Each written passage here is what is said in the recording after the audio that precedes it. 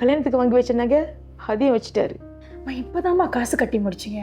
ஒன்று முடிஞ்சு ஒன்று அவர் அழகாக ரீஃபைனான்ஸ் பண்ணிட்டு போயிட்டாரு. இபிஎஃப் காசுலேருந்து கொஞ்சம் கூட காசு கொடுக்கல தானே. இப்போ நகையும் போச்சு. என்ன செய்ய போகிறீங்க? நான் இதுக்கு தான்மா சொன்னேன் நகையை என்கிட்ட கொடுத்து வைக்க சொல்லி. கேட்குறப்பெல்லாம் இருக்குன்னு சொல்கிறாரு. ஆனால் வீட்டு செலவுலேருந்து காடி காசு வரைக்கும் எல்லாமே நான் தான் கட்டுறேன். இப்போ காடிக்கு ஸ்ப்ரே பண்ணணுமா 2500 வேணும்னு வந்து நிற்கிறாரு. ஐயோ அம்மா, அது உங்கள் காடிமா. நீங்கள் நடந்து பஸ் ஏறி வேலைக்கு போகிறீங்க. அவர் விட்டுட்டு ஏற்றுறது கூட இல்லை. என்னமா பண்ணுறீங்க நீங்கள்? ஆனால் உங்களை சொல்லி ஒரு பிரோஜனமும் இல்லை. நீங்கள் கம்ப்ளைண்ட் பண்ணுவீங்க, அவர் வந்து நின்னோட கூடயே போயிடுவீங்க. அதனால தான் அவர் அட்வான்டேஜ் எடுத்துக்கிறாரு. எனக்கு சொல்லி சொல்லி சலிச்சு போச்சு. விடு, எல்லாம் என் தலையெழுத்து. தலையெழுத்தா? அம்மா, எனக்கு ஸ்கூல் படிக்கிறதுலேருந்து எல்லாமே ஞாபகம் இருக்குமா.